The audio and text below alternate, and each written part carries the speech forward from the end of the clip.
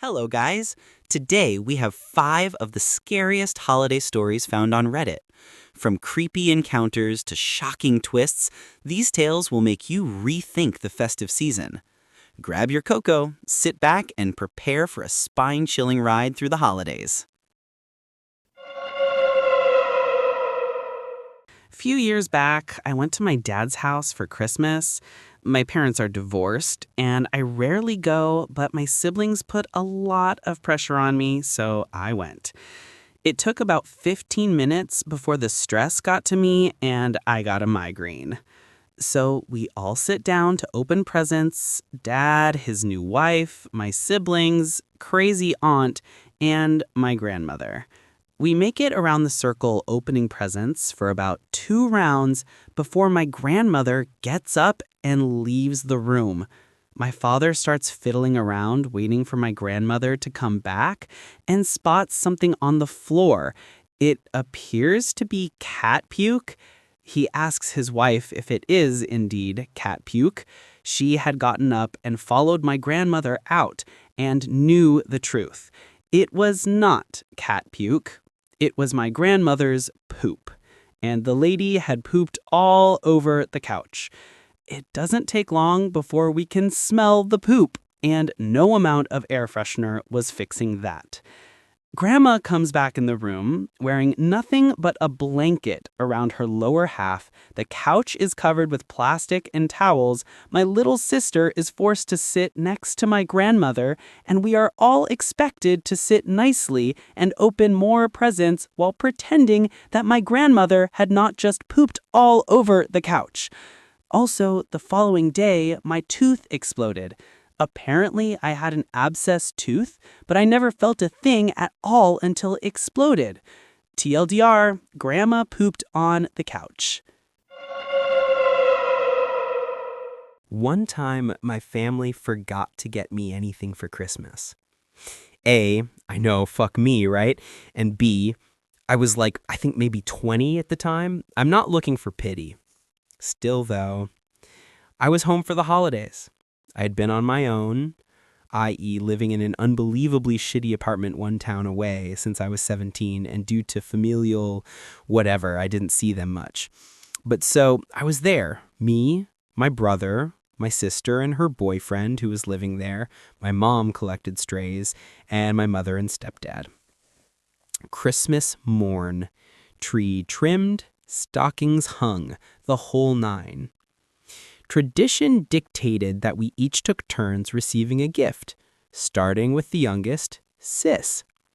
She gets a present. Her boyfriend gets a present. My brother does. My turn comes around. My mom loots around under the tree, but can't find anything. My siblings joke about how I didn't get anything because I've been a bad little boy. My mom admits that there's less under there for me, but it's because I'm not around and they don't know what I need. I tell her that it's fine to skip me that round. She gets a present. My stepdad gets one. Back to Sis. Back up the roster to me. Nothing. My mom and stepdad start having furtive conversations along the lines of, "Did you? I thought we must have." I say it's fine.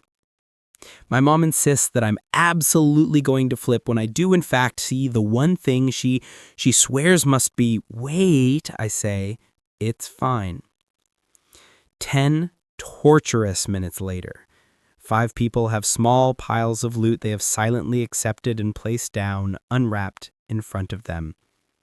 My mom is almost invisible behind the tree. My stepfather is rooting around under the couch and behind the china cabinet. I'm sitting there, willing my grown-ass self not to cry. My mom lets out a whoop of triumph, brandishing a label-less, cat-mauled package.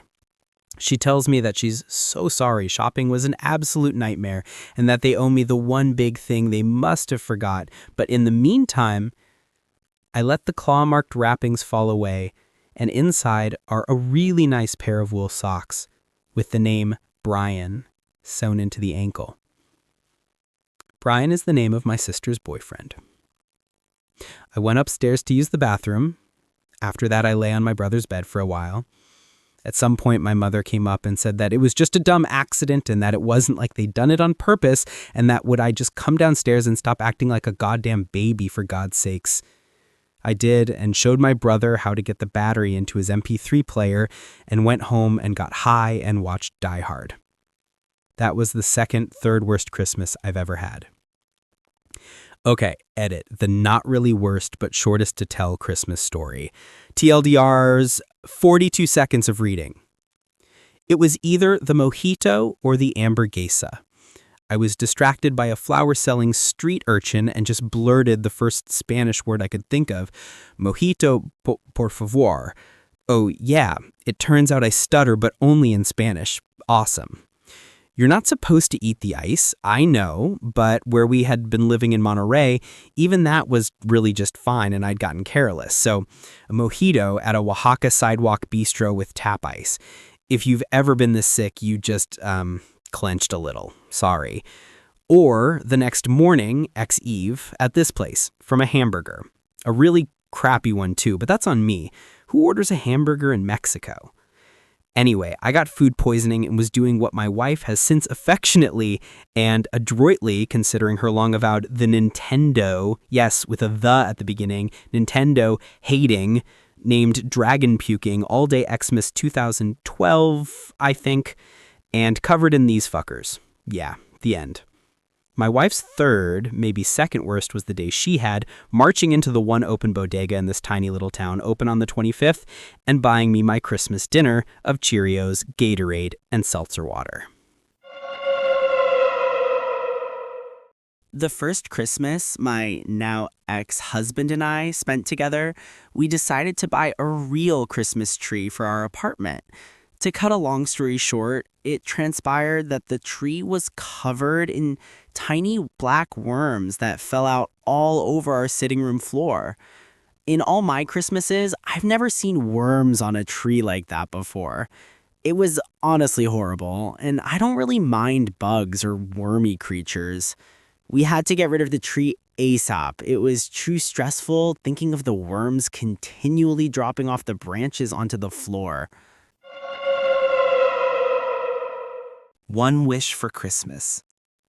Some stories find their way of embedding themselves into your consciousness. For thousands of years, before anything was written, all humanity had were stories. Every once in a while, a story can hit you in just the right way, an indelible mark on your soul that you can never wash away. Perhaps it was my age, a lowly 10 years old at the time. It could have been the fact that I was already excited for Christmas morning only a few hours away. Everything about that night was forever burned into my mind's eye. Ever the curious child, my family knew it was best to keep me occupied as much as possible. My mind raced even faster on the eve of Christmas. Knowing that all of those presents would be under the tree the next morning was just like an amphetamine to my nervous system. I was running all over the house, giddy as any boy would be. Timmy, put some of that energy of yours to good use. The den is a bit dirty. Could you spruce it up for when the guests arrive? My father hollered at me while I was running from one end of the house to the other. Do I have to? I asked, slowing my pace. Yes, dear, my mother replied before my dad had a chance. Don't forget to dust the bookshelf. It's becoming quite the eyesore. All right, I said, feeling defeated. I somberly marched to the hall closet to find a duster, paper towels, and some Lysol. My little hands struggled to grab everything at once, savoring the chance to not have to make 2 trips. I proudly hauled the load back through the hall and into the cold and dark den, only dropping 2 things along the way. I dumped the supplies onto the floor and made my way to the wall to flip the light on. My nimble fingers, aided by the hall light, found the switch.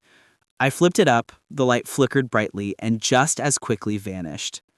The only other light in the room was a reading lamp behind Dad's old rocking chair. I pulled the delicate brass chain down, and the room filled with a pale yellow tone. I guess that will have to do, I thought to myself as I surveyed the situation. I looked at the dark oak bookshelf, housing hundreds of my dad's favorite books. I remember many a night curling up on his lap while he read his stories. Sometimes to me, and sometimes we sat in silence. On that night, though, there was something different about the shelf.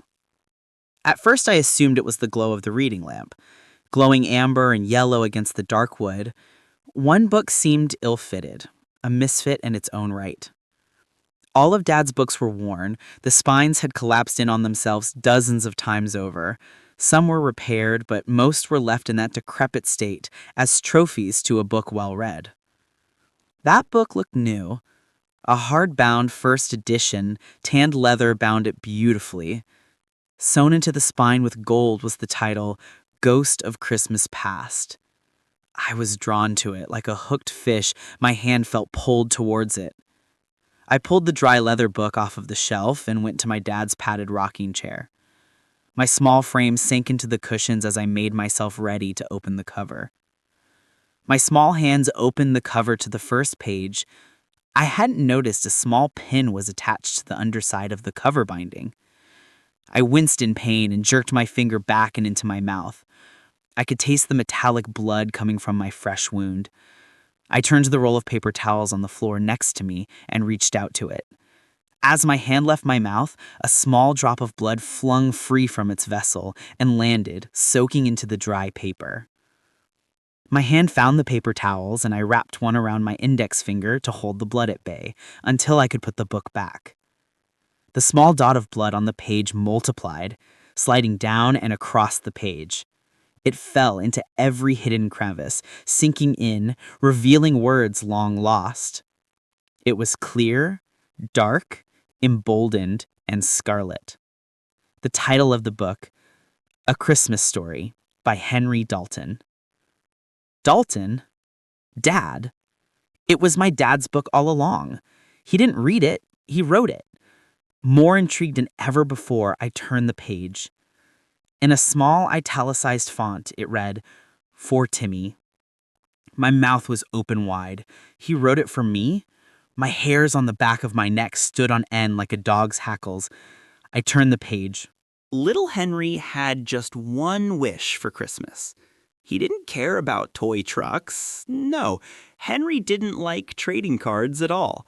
He didn't want the clothes, always 2 sizes too large. Henry definitely didn't want those action figures, always pretending to like him. All little Henry wanted for Christmas was a friend. He was too young to be taken seriously by adults. Little Henry was too old to play with the neighbor kid, and the kids at school didn't like him very much. They were mean to him and called him names. Henry wanted a friend, and that's all that Henry wanted. It was a week before Christmas. Little Henry had been playing alone in the backyard since lunch. His overalls were soaked from the winter rain and dirty from playing in the garden. "Henry, dinner is ready," his mother called from the back porch, careful not to get her dress dampened by the rain. Henry looked up from his distraction in the dirt. "Okay, Mom, I'm on my way." He picked himself up from the ground and wiped as much mud off of his knees as he could. He looked back toward the door as it swung shut. He looked down and sauntered to the house. The little hairs on the back of his neck stood on end, and he shivered involuntarily. He felt like he was being watched. Little Henry didn't like that feeling one bit. He picked up the pace to get to the house, sure that something in the shadows was stalking him, waiting to pounce. Finally, he reached the door, the cold of the knob comforting his shaking bones. He had made it to the safety of his home and sighed in relief. He looked around one more time, surveying the perimeter for anything out of place. When he was satisfied that he was alone, he turned back to the door. As he held the knob, he felt a hand rest on his shoulder. Little Henry froze in place, afraid to breathe. The hand stayed on his shoulder. "Can you see me?" Henry shivered and his face went white with fear. He closed his eyes and counted to 10, mouthing the words, "This isn't real. This can't be real. When I open my eyes, I'll be alone. It will be just like always. Alone." When he finally opened them, he looked at his shoulder. The hand had vanished. The next day, little Henry walked to the park. He wanted to play on the big swing they had in the playground. When he arrived at the small children's park, he was overjoyed at the sight. More kids his age, and these ones didn't go to his school. Henry thought they could be his friends, so he ran over to them. They were playing on the jungle gym, playing some new version of The Ground is Lava. When little Henry got close enough to the other kids, he yelled out, "Hey, you guys, have room for one more?" He grinned widely, looking for their reactions. They continued on with themselves, oblivious to him. He called out again louder, "What are you up to? I have time to play right now. Can I join? My name's Henry. What's yours?" The boys just kept playing like he didn't exist. They talked about all the things they thought they would get for Christmas that year, oblivious to the boy crying out to them. "Look at me, please." Little Henry was sobbing. He sat on the edge of the playground, sobbing until his little voice began cracking, becoming raw. Finally, the boys on the playground left. Little Henry had never felt so alone, shivering in the winter wind. He swayed listlessly with the wind. A hand brought down onto his shoulder, making him jump back into reality. "Mom?" "No, little Henry, I'm not your mommy." He instantly remembered the voice, the same voice from the night before. Henry looked up at a figure, staring down at him. A worn leather cowboy hat adorned and shadowed the face of the man in front of him. His brown vest and cowboy boots made him look like a life-size Lone Ranger action figure. "They can't see me. No one can see me anymore." Henry forced the words through his swollen throat. "Why can't they see me? I just wanted to be friends." His eyes began watering again. "I can make them see you, Henry. I can make everyone see you, just like you can see me." The dark face before me sighed. "I've been alone for a long time, too. I know how it feels." "How can you make them see me? I just want a friend, someone to play with me." Henry blurted it out.